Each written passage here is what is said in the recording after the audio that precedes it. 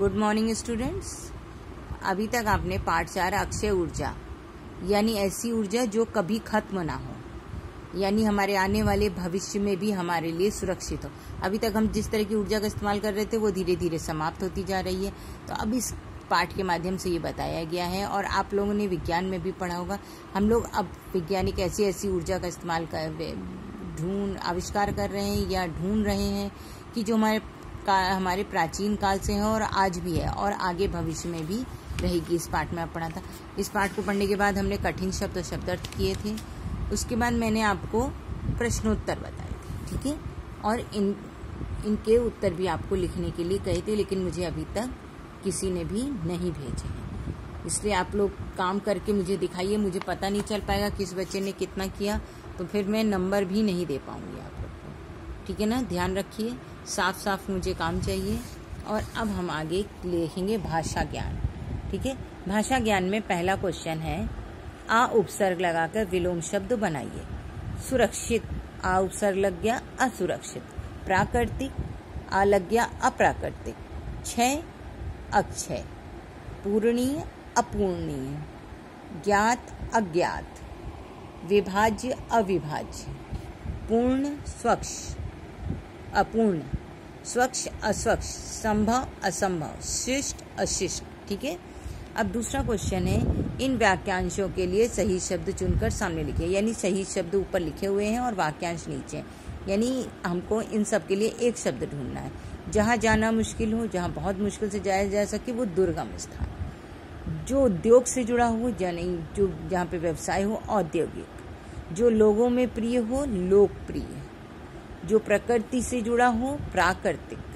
जो सब जगह व्याप्त हो, सर्वव्यापी, ठीक है। अब तीसरा क्वेश्चन, विभक्ति संबंधी अशुद्धियों को दूर करके वाक्य दोबारा लिखिए। विभक्ति, आपको कारक चिन्ह मैंने पढ़ाए हैं, वो कारक चिन्ह ही विभक्तियां हैं, ठीक है। कश्मीर से प्राकृतिक सौंदर्य अद्वितीय है। कश्मीर का प्राकृतिक सौंदर्य अद्वितीय है। हम नदी के तट में घूम रहे हैं। हम नदी के तट पर घूम रहे थे। व्यवसाय द्वारा भी दोनों जुलाहे ही थे। व्यवसाय में भी दोनों जुलाहे ही थे। वह संतरों को खा रहा था, वह संतरे खा रहा था, ठीक है ना। ये सब इसमें आपको ठीक करना है। चौथा क्वेश्चन है, अनुनासिक और अनुस्वार और अनुनासिक, ठीक है। अब देखिए कि अंतर बता रहा है। अनुस्वार क्या है? अनुस्वार वह एक व्यंजन ध्वनि है जिसका चिन्ह बिंदु अंग से अंगूर, जो आपने पढ़ा है ना, वो अंग है, ठीक है। अनुस्वार को अंग कहते हैं, चिन्ह बिंदु अंग है।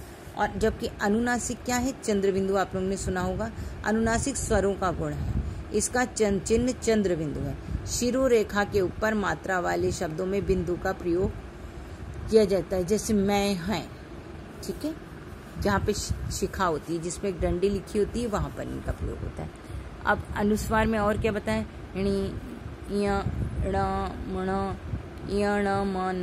ये वे व्यंजन है जो अनुस्वार के रूप में आते हैं, अर्थात यह अंग वर्ण में पंचम वर्ण बताता है। यानी अगर ये लग गया तो इनका स्थान ये ले लेता है। और इसमें क्या है? आ, ये जितने लिखे हैं ये वे स्वर हैं जिन पर अनुनासिक चिन्ह लगा है, ठीक है। इसके उच्चारण में नाक से अधिक वायु निकलती है। अंक के बिंदी में क्या होती है? नाक से अधिक वायु निकलती है। अंक, चंचल, कंपन, ठीक है। और इसमें मुंह नाक दोनों से हवा निकलती है, मुंह से ज्यादा। आँख, गांव, अंगूठा, ये बोल के जब आप देखेंगे ना तब आपको समझ में आएगा। अनुस्वार जिस वर्ण के ऊपर लिखा जाता है उसके तुरंत बाद बोला जाता है, जैसे दांत, दंत, दंत, है ना। और अनुनासिक को उसी स्वर के साथ बोला जाता है जिस पर वो लगा होता है, जैसे आंगन, आ के साथ बोल दिया, लेकिन दंत को द के बाद बोला, दंत, ठीक है। ये अंतर होता है। अब इसमें ये बताया है इसको करने के लिए कि उचित स्थान पर अनुस्वार और अनुनासिक लगाकर लिखिए। ब्रह्मांड, अब ब्रह्मांड लिखा है तो अब इस पे माँ के ऊपर होगा, तो ब्रह्मांड। गांव, संचित, अंग, वहाँ, यांत्रिक, आँख, जंगल, संभव, जहाँ, ठीक है। ये आपको समझ में आ रहा है। और अब क्या है? इन वाक्यों को पढ़िए और रेखांकित सर्वनाम का भेद लिखिए, ठीक है। ये आपको हम जब सर्वनाम पढ़ाएंगे तब करिएगा, अभी आप इसको छोड़ दीजिएगा, ठीक है। अब देखिए लास्ट क्वेश्चन आपका दिया है, इस पठित पद्यांश को गद्यांश को पढ़कर निम्नलिखित प्रश्नों के उत्तर लिखिए। अब हम इसको पहले पढ़ेंगे। प्राकृतिक तौर से प्राप्त होने वाली सौर ऊर्जा को एकत्र कर रखना अत्यंत दुष्कर कार्य है। इसके लिए सौर सेल की आवश्यकता पड़ती है, जिसमें सूर्य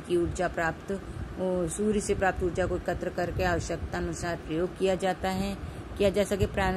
पारंपरिक रूप से सौर सेल में इस्तेमाल होने वाले इनएक्टिव मटेरियल और अवयवों के कारण स्थान अधिक लगता है, अनेक परेशानियों का सामना करना पड़ता है। अब नए शोध से उम्मीद की जा रही है कि सौर ऊर्जा के संग्रहण के लिए कागज या कपड़ों पर सौर सेल को प्रिंट कर सौर इंस्टॉलेशन की लागत काफ़ी कम की जा सकती है। इन्हें आप मोड़ कर अपनी जेब में रख सकते हैं और ज़रूरत पड़ने पर इस्तेमाल कर सकते हैं। बार बार मोड़े जाने पर भी इस कागजी सौर सेल की कार्यक्षमता पर कोई असर नहीं पड़ता। यह शोध किया है करेन इंग्लिसन, एलेक्जेंडर माइकल कसेल और उनके मैसाचुसेट्स इंस्टीट्यूट और टेक्नोलॉजी के साथियों ने। उन्होंने साधारण कागज, कपड़े और प्लास्टिक पर सौर सेल के प्रिंट करने की विधि खोज निकाली है। इन्होंने कुछ नए विशेष पदार्थों का निर्माण कर यह भी सिद्ध कर दिया है कि इस प्रकार की फोटोवोल्टिक सेल बनाए जा सकते हैं। वास्तव में यह किसी प्रिंटर से फोटो या किसी सामग्री प्रिंट करने जैसा है। इसमें विशेष स्याही का प्रयोग किया जाता है।